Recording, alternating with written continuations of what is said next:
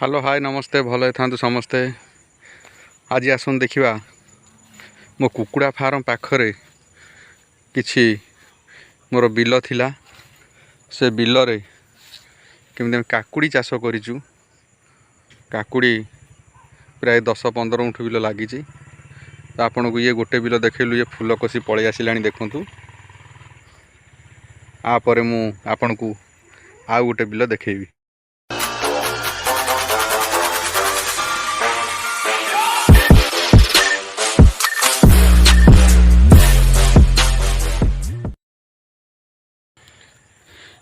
ये काकुड़ी बिल पाखे देखु एक कोसला बिल लगी। कोसला भी आमर गोटे थर उपड़ा हो बिक्री हो जाइए। तो ये देखु बहुत बढ़िया है। पुणी सेकेंड टाइम आमर कोसला बुणा है। प्रथमटा आमर उपड़ा है सेकेंड टाइम कोसला ये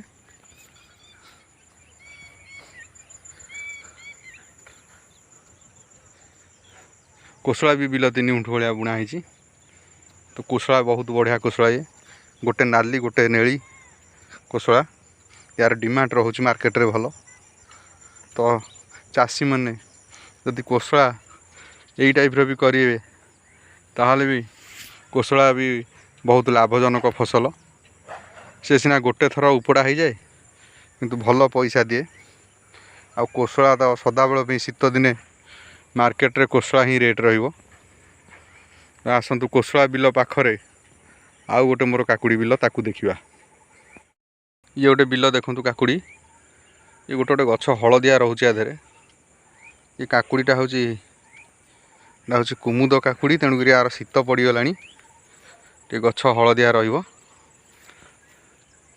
काकुड़ी फल पलि आसिला बहुत बढ़िया काकुड़ी। यहाँ हूँ 6-7 गुंठ बिल हम एटा आपन को से गोटा देखी से 4 गुंठ बिल सेटा जस्ट 8 दिन पछुआ काकुड़ी। तो ये बिल टे घास हो जाइए देखु काकुड़ी बहुत भल हो। घास जो भाया है काकुड़ी भी से भाया है।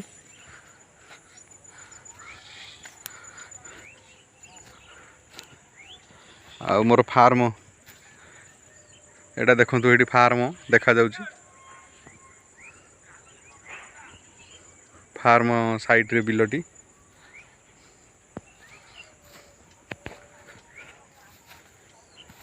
तो चलतु देखा मोर ता पाखरे गोटे बिल रे बोदी लगी। बोदी आमर कोड़ा चलची देखु यहाँ हूँ बोदी लगी। ता पाखे गोटे बिल जस्ट दीदी पत्र हो आज कोड़ा हो जाइए। शीत दिने आम बारी घरे सब प्रकार फसल बोदी देखो 3 गुंठ बिल लगी। ये गछ देखा जाऊनी देखो पाखक नेले देखा तथा भल गछ अच्छी बोदी आ 20 दिन गले फूल पलि आस लगुच जहाँ